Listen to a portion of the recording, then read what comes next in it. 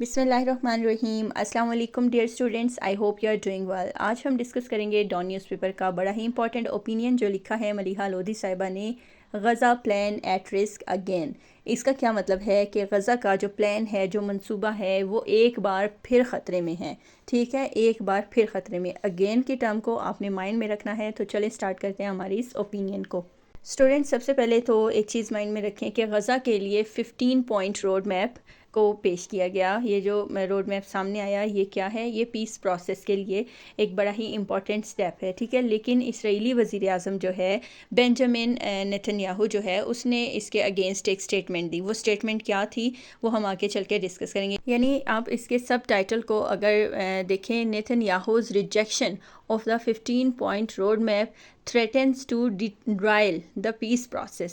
अब इसका क्या मतलब है, आपने गौर से समझना है कि नेतन्याहू की तरफ से 15 पॉइंट्स का जो रोड मैप है, 15 नकाती रोड मैप, इसको मुस्तरद करना पीस प्रोसेस को पटड़ी से उतारने का ख़तरा पैदा कर रहा है। ठीक है, यानी पीस प्रोसेस को ख़त्म करने की कोशिश कर रहा है, उसका ये जो रिजेक्शन है।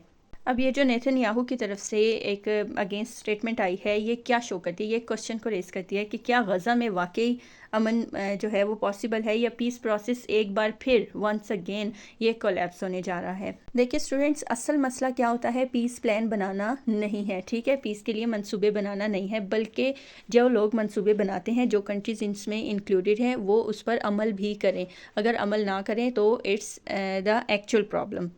अब एक वर्ड मैंने आपको टाइटल में फोकस करने को कहा था, अगेन। ये एक बड़ा ही इंपॉर्टेंट वर्ड है। क्यों? क्योंकि ये वर्ड शो कर रहा है कि जो पीस प्रोसेस है गज़ा का, ये पहली बार मुश्किलात का शिकार नहीं हुआ। मतलब जब भी कोई पीस की तरफ कोई मुआहिदा होता है तो बार बार कोई भी सियासी इख्तलाफात आ जाते हैं, या अस्करी कार्रवाइयाँ आर्म्ड जो फोर्सेस हैं उनकी तरफ से, या फिर जितने भी इसके फ़रीक़ैन होते हैं लाइक इसराइल, अमेरिका, डिफरेंट जो इसमें इंक्लूडेड होते हैं पीस प्रोसेस में, उनकी अदम रजामंदी की वजह से क्या होता है, अमन की जो कोशिशें हैं वो डिराइल होती रहती हैं।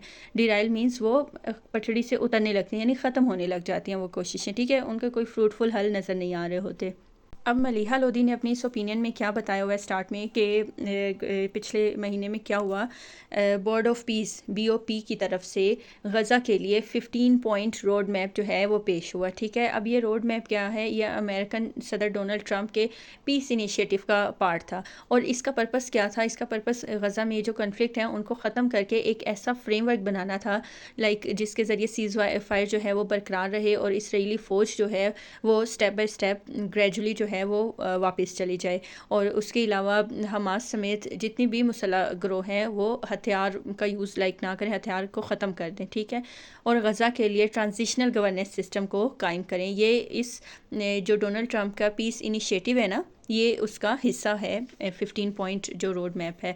लेकिन प्रॉब्लम ये है कि अब इसराइल की तरफ से स्टेटमेंट्स जो हैं वो कुछ और आने लगे हैं, यानी वो इस 15 पॉइंट प्लान से पीछे हट रहा है। अब 15 पॉइंट प्लान है क्या एक्चुअली, उसमें क्या है? अब इन 15 पॉइंट रोड मैप के अकॉर्डिंग इसराइल को अपनी जो ऑब्लिगेशंस हैं, जो उसको सरगर्मियाँ वो जो कर रहा है इसराइल, वो उसको रोकना थी, यानी उसको अपने मिलिट्री ऑपरेशंस भी रोकने थे। ठीक है, और सेकेंडली जो हमास में जितने भी आर्म्ड ग्रुप्स हैं उनके हवाले से ये बात इसमें हुई है 15 पॉइंट रोड मैप में कि डिसआर्मामेंट यानी हथियार ख़त्म करने की बात हुई है उसमें। और फिर गज़ा के लिए क्या था कि national committee for administration of Gaza, ठीक है, यानी NCAG का फ्रेमवर्क भी इसमें मौजूद है, ये जो 15 पॉइंट रोड मैप है। तो ये पॉइंट्स आपने नोट डाउन कर लेने हैं जितने भी मैंने बताए कि ये एक्चुअली था क्या। ये ना एक ट्रांजिशनल पैलेस्टीनियन बॉडी थी। ठीक है, जिसमें टेक्नोक्रेट्स जो हैं ये शामिल थे। क्यों शामिल थे? ताकि ये जो गज़ा है इसके रोज़मर्रा इंतज़ामी मामलात संभाले जा सकें। लेकिन मलिहा लोधी के अकॉर्डिंग इस बॉडी को गज़ा में शामिल ही नहीं, यानी कि दाखिल ही नहीं होने दिया गया। तो इससे पीस प्लान के जो अमली नफाज है उसमें रुकावट आई। ज़ाहिर है जो भी प्लान, जो भी मनसूबा बनता है, उसमें से कोई भी एक नकात को, किसी भी एक पॉइंट को, किसी भी एक नुक्ते को जब हम रिजेक्ट करते हैं या उस पर अमल नहीं करते तो पूरे मंसूबे में रुकावट बन जाती है। अच्छा, फिर इस ओपिनियन में एक और बड़ा इंपॉर्टेंट पॉइंट डिस्कस हुआ है, डिसआर्मामेंट और इसराइली विड्रॉल। ठीक है, अब मैंने आपको बताया कि हमास का हथियार डालने का इसमें जिक्र हुआ 15 पॉइंट में, और फिर इसराइली फेस्ड विड्रॉल के जो इसराइल है ये अपनी जितनी भी सरगर्मियाँ हैं, फ़ौजी हैं जो भी हैं, ये उससे पीछे हट जाएगा, स्टॉप कर देगा। یعنی کیا ہے کہ اس روڈ میپ میں ریسیپروکل سٹیپس کی بات ہوئی ہے. اب ریسیپروکل سٹیپس کیا ہوتے ہیں؟ یعنی ایک فریق اگر اپنا ایک قدم اٹھائے تو دوسرا بھی اس کے مقابلے میں اپنا قدم اٹھائے. یعنی اگر جو حماس ہے یہ اپنے ہتھیار ڈالے تو اسرائیل کو بھی چاہیے کہ وہ بھی وڈرال کی فیز میں آ جائے، کیونکہ غزہ میں اسی طرح ہی ٹرانزیشنل پیلسٹینین گورننس جو ہے وہ پاسبل ہے، ادروائز نہیں. اس کے علاوہ اس پلان میں اب یہ بھی سجیسٹ کیا گیا، یہ بھی تجویز کیا گیا ہے کہ حماس کے جو ہیوی ویپنز ہیں ان کو انوینٹری ان کی جائے اور ان کی ایک پراپر نگرانی کی جائے. لیکن نیتن یاہو نے اس پلان کو ریجیکٹ کرتے ہوئے اس کو بالکل کلیئر کر دیا کہ جو اسرائیلی فوج ہے وہ اس وقت تک واپس نہیں جائے گی جب تک حماس کو جینوئنلی ڈس آرمڈ نہ کر دیا جائے. مطلب اسرائیل کا اب کیا ماننا ہے کہ وہ حماس کو پہلے ڈس آرمڈ دیکھے دین وہ اپنی کارروائیوں کو روکے گا. اب یہی وہ سٹیپ ہے جہاں پہ پیس پروسیس کا کنفلکٹ اب سامنے آ جاتا ہے. اب بات ادھر سمجھنے کی یہ ہے کہ حماس کا کیا پوائنٹ آف ویو ہے. حماس کا پوائنٹ آف ویو یہ ہے کہ اب دیکھیں 31 جولائی کو بورڈ آف پیس کے اعلان کے بعد حماس نے کیا کیا، اسٹیجڈ ڈس آرممنٹ پر رضامندی ظاہر کر دی. ٹھیک ہے، تو اس کے بعد اسرائیل کا ریجیکشن بھی آیا، پلان ریجیکٹ کیا اس نے. اس کے باوجود حماس نے کیا کہا کہ وہ اپنی کمٹمنٹ پر قائم ہے، لیکن اس نے بورڈ آف پیس اور میڈیٹر سے سیز فائر وائلیشنز روکنے کے لیے اس نے کہا کہ ریکویسٹ کی، اس نے کہا کہ اپنا رول پلے کریں. اب بات کرتے ہیں نیتن یاہو کے جو مخالفت ہے اس پر. اب جو ویسٹرن اینالسٹس ہیں انہوں نے کیا کیا ہے، نیتن یاہو کی اسٹیٹمنٹ کو کہ مطلب اس کی اس ریجیکشن کو، اس مخالفت کو اسرائیل میں ہونے والے جو انتخابات ہیں اس سے اس کو لنک کیا ہے. اب ان کا کیا خیال ہے کہ نیتن یاہو کو اپنی پولیٹیکل سروائیول اور ڈکلائننگ جو پبلک سپورٹ ہے اس کی بڑی فکر ہے، اسی لیے اس نے کیا کیا ہے، اس کی مخالفت کی ہے.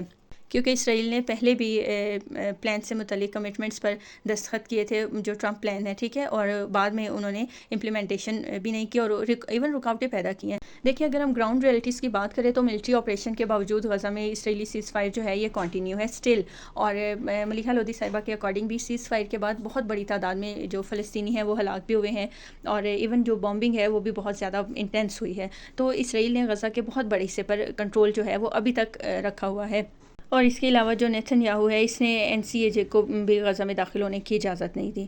تو اس صورتحال میں کوسچن یہ بنتا ہے کہ اگر ٹرانزیشنل گورننس کو گراؤنڈ پر آنے ہی نہیں دیا جائے گا تو پھر پیس پلان امپلیمنٹ کیسے ہوگا؟ تو اسٹوڈنٹس اگر ہم کریٹیکلی اس اوپینین کو دیکھیں تو بیسیکلی اس میں ملیحہ لودھی صاحبہ نے ایک چیز کو کلیئر کیا ہے کہ میوچول کمٹمنٹ بہت زیادہ ضروری ہے کسی بھی منصوبے کے لیے، کسی بھی پلان کے لیے. اور سیکنڈلی پھر امپلیمنٹ کرنا، کسی چیز پر عمل کرنا بھی بڑا ضروری ہے. جب ہم پلان بنا لیتے ہیں، جب ہم منصوبہ کر لیتے ہیں، مطلب کوئی بھی جس طرح سیز فائر، یہ جس طرح 15 پوائنٹ روڈ میپ ہے، تو پھر ہمیں اس پر عمل بھی کرنا ہے. اور mutual cooperation plus mutual commitment دونوں چیزیں بہت ضروری ہیں. تو آئی ہوپ آپ کو آج کا یہ اوپینین سمجھ آیا ہوگا. Thank you so much for watching. اگر آپ میرے چینل پر نیو ہیں تو جاتے جاتے میرے چینل کو سبسکرائب کرنا نہ بھولیے گا. اللہ حافظ.